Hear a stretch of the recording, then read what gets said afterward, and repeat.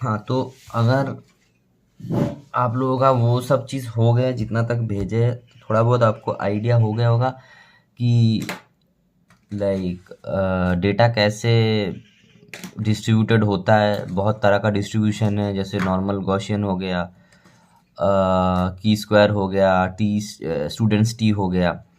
तो ये particular way में डेटा डिस्ट्रीब्यूटेड रहता है। तो बेसिकली ये सब थोड़ा बहुत आइडिया अगर आ गया हो, तो अभी नेक्स्ट जो है वो हम लोगों को समझना है पॉइंट एस्टिमेट और कॉन्फिडेंस इंटरवल। तो पॉइंट एस्टिमेट क्या होता है?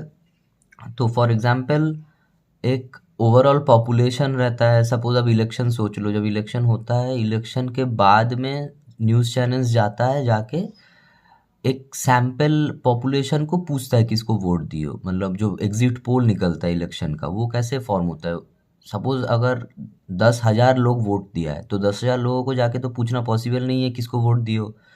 तो 10,000 लोग अगर वोट दिया है, तो 100 लोगों को पूछता है।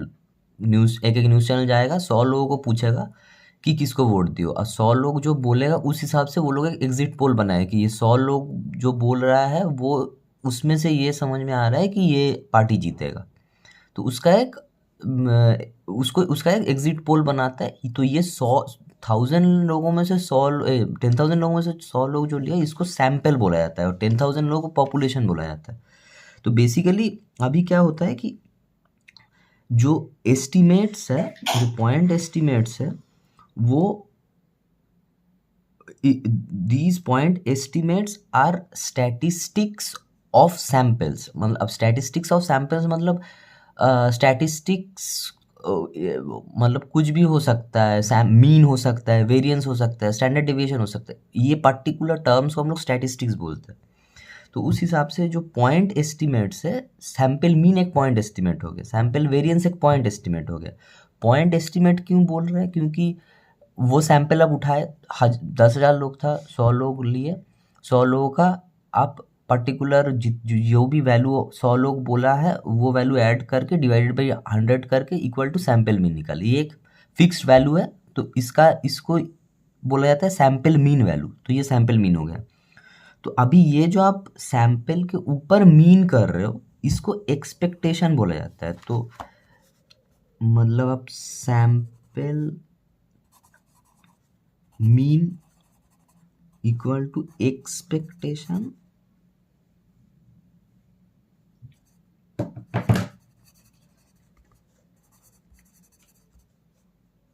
Of the mean of sample, ये है। और यूएक्स जो है, ये ओरिजिनल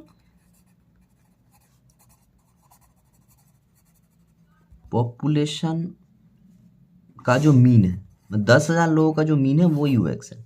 सैंपल मीन जो है, वो जस्ट 100 लोग जो आप उठाए हो एग्जिट पोल बनाने के लिए, उसका मीन है। उसको ऐसे लिखा जाता है।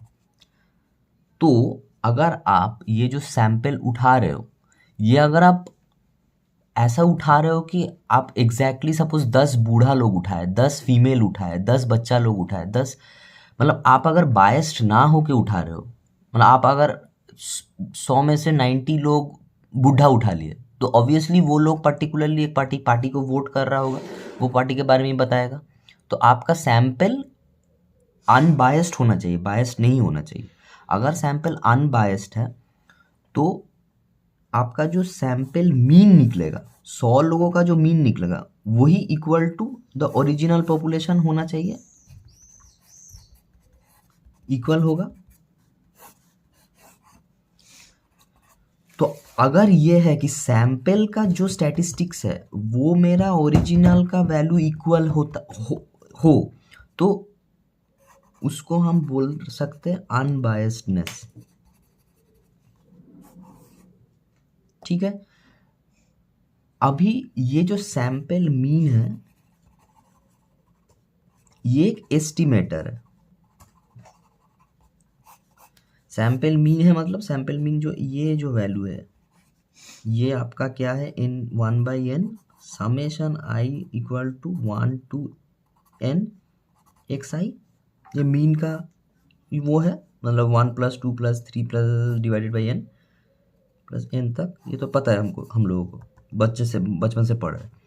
तो ये जो सैम्पल मीन का ये जो फॉर्मूला है, this formula is called estimator.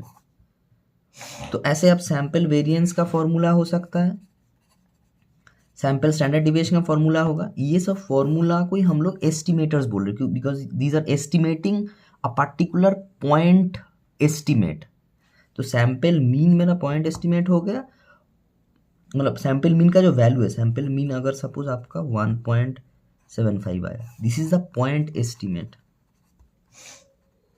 Point estimate value. और ये जो फॉर्मूला जो ये वैल्यू को दिया, ये formula is the point estimator.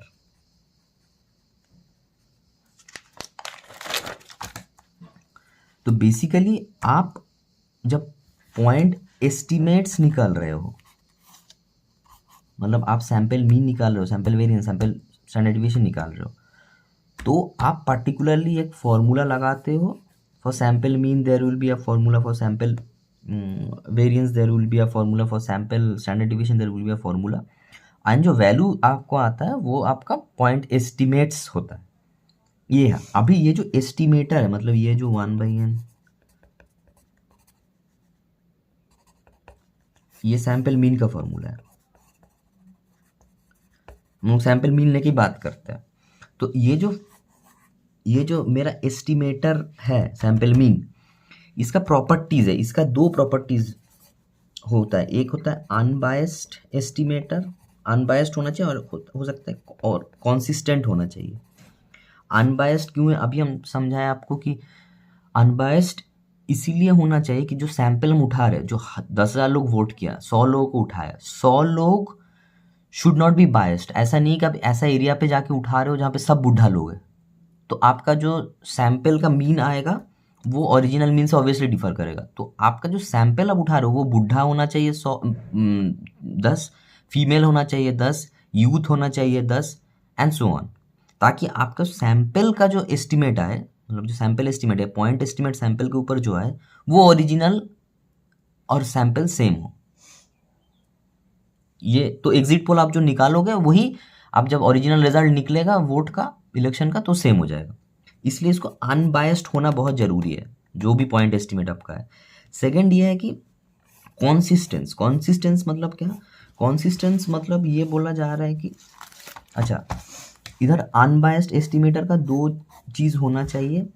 First is this, जो आपको बोले sample mean equal to original mean, और सैंपल वेरिएंस जो है वो ओरिजिनल वेरिएंस होना चाहिए। सैंपल वेरिएंस का एक फॉर्मूला होगा, वो इक्वल टू ओरिजिनल, आपका जो ओरिजिनल पॉपुलेशन का वेरिएंस है, दोनों सेम होना चाहिए।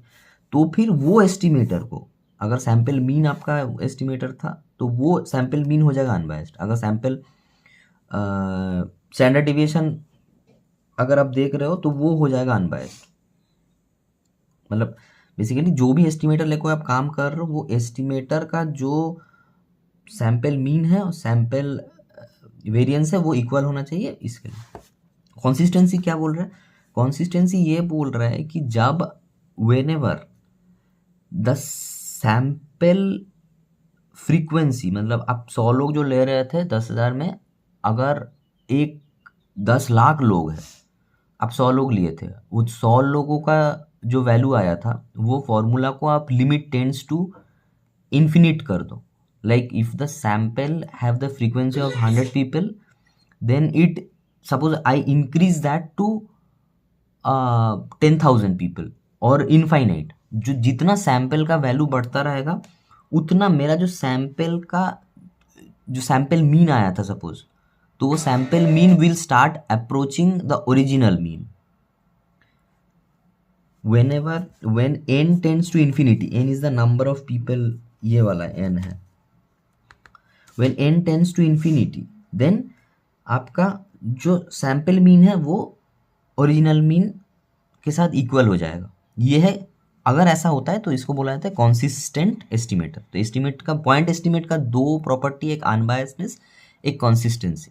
अनबायस्डनेस मतलब वही, जो सैंपल आप लोगे जो वैल्यू इक्वल होना चाहिए ओरिजिनल के साथ, कोई भी स्टैटिस्टिक्स का वैल्यू। सेकंड ये है कि कंसिस्टेंट मतलब वो स्टैटिस्टिक्स के अंदर जो फ्रीक्वेंसी लेके आप काम कर रहे हो, 100 लोग आप लेके काम कर रहे थे, 10,000 में से 100 लोग, तो वो 100 जब वंस इट स्टार्ट, सपोज 100 ना लेके आप 500 ले लिए या 1000 ले लिए, तो वो और परफेक्ट हो जाएगा। उसका वैल्यू जो आएगा, सैम्पल मीन का जो वैल्यू आएगा, पॉइंट एस्टिमेट का जो वैल्यू आएगा for 1000 people will be more perfect. 100 लेने से सपोज आपका 13 आ रहा था, ओरिजिनल आपका 13.6, तो 1000 लोग हैं तो आपका 13.5 आना चाहिए अगर ओरिजिनल 13.6 है तो और वो टुवर्ड्स द ओरिजिनल पॉपुलेशन जाना चाहिए। तो अगर वो चीज़ होता है तो वो एस्टिमेटर को कंसिस्टेंट बोला जाता है। तो पॉइंट एस्टिमेट का 2 प्रॉपर्टीज है। ये आपका सिस्टम आइडेंटिफिकेशन का पहला शुरुआत का चैप्टर का कॉन्सेप्ट है, जो भी है ये हो गया। तो हम लोग these are true for any distributions, ठीक है। कोई भी डिस्ट्रीब्यूशन आप लो, उसका स्टैटिस्टिक्स जो निकालोगे, वो स्टैटिस्टिक्स को जो एस्टिमेट करोगे, तो उसका ये 2 प्रॉपर्टी है, सैम्पल मीन और sample variance of any distribution, इतना नॉर्मल गॉसियन, जो भी ये प्रॉपर्टी फॉलो करना चाहिए पॉइंट एस्टिमेट के लिए। नेक्स्ट हम लोग आ रहे हैं कॉन्फिडेंस इंटरवल पे। अच्छा, कॉन्फिडेंस इंटरवल क्या चीज़ है? अब बात ये है कि देखो, पॉइंट एस्टिमेट प्रैक्टिकली पॉसिबल तो है नहीं, मतलब practically possible in the sense ये नहीं है कि 10,000 लोग हैं, अब 100 लोगों का निकाल लिए, निकाल के आप मीन निकाले, 100 लोग एक पर्टिकुलर कुछ डिसीजन ले रहा है, सपोज 100 लोगों का पूछ रहा है कि सिगरेट का कॉस्ट कितना होना चाहिए, तो 100 लोग बोला चलो कोई बोला 4 रुपये, कोई बोला कि 10 रुपये, कोई बोला 5 रुपये, तो आप मीन निकाले, आपका आया 6 रुपये। तो ओरिजिनल सिगरेट का कॉस्ट 6 रुपये ही है। ये होना प्रैक्टिकली इम्पॉसिबल है, बिकॉज इधर क्या बोला जा रहा है कि point estimates although theoretically unbiased has some noises which makes the sample statistics difficult to make prediction of the population statistics. मतलब कुछ तो नॉइज रहेगा, कुछ तो सैंपल लेके जब आप काम कर रहे हो, मतलब ऑब्वियसली आपका 6 इक्वल टू, अगर ओरिजिनल 6 है तो आपका वैल्यू आएगा 5.6। अब जब सैंपल का मीन निकालोगे, ओरिजिनल का मीन अगर मीन अगर 6 है तो ये जो एग्जैक्ट नहीं हो सकता। थियोरेटिकली हम बोल सकते हैं कि हाँ एस्टिमेटर अनबायस्ड है तो एग्जैक्ट हो जाएगा, बट ये एग्जैक्ट नहीं होता है प्रैक्टिकली। तो इसके लिए हम लोग ये चीज़ बोल रहे हैं कि मेरा जो एस्टिमेट का वैल्यू है, मेरा जो सैंपल मीन का वैल्यू है, सैंपल मीन का जो वैल्यू है, जो कि पहले 1.575 लिखे थे या 5.6 जो है, ये वैल्यू जो है वो पॉइंट एक सिंगल फिक्स्ड वैल्यू नहीं है। वी कैन से कि ये जो 5.6 वैल्यू है, ये 5.6 जो वैल्यू है, this value matches the original value which is 6 with a probability of 90%। तो हम लोग इसको एक मतलब ऐसे ना बोल के ऐसे हम लोग बोल सकते हैं कि the sample mean value can be within, the sample mean value can be within 5.1 to 6.2 if the original is 6। तो ये जो हम लोग एक रेंज फिक्स कर रहे हैं सैंपल मीन पे, तो पहले हम लोग पॉइंट एस्टिमेट पे एक सिंगल वैल्यू दे रहे थे, अभी एक रेंज दे रहा है। ये जो रेंज हम लोग फिक्स कर रहे हैं, और हम लोग ये बोलते हैं कि ये रेंज हम 95% प्रोबेबिलिटी के साथ श्योर है कि जो मेरा सैंपल मीन का वैल्यू है वो 5.1 टू 6.2 रहेगा, और इसके अंदर जो वैल्यू है हम 95% या 99% श्योर है कि वो ओरिजिनल से इक्वल होगा। तो ये जो so instead of a point we decide a interval and seeing the sample stats we say the original stats will fall within the range. तो ये जो रेंज है, ये रेंज के अंदर मेरा ओरिजिनल का वैल्यू आएगा। ये हम 95% प्रोबेबिलिटी के साथ बोल सकते हैं, ये रेंज को कॉन्फिडेंस इंटरवल बोला जाता है। ये हो गया आपका कॉन्फिडेंस इंटरवल। नेक्स्ट हम लोग कैलकुलेशन देखेंगे, आते हैं।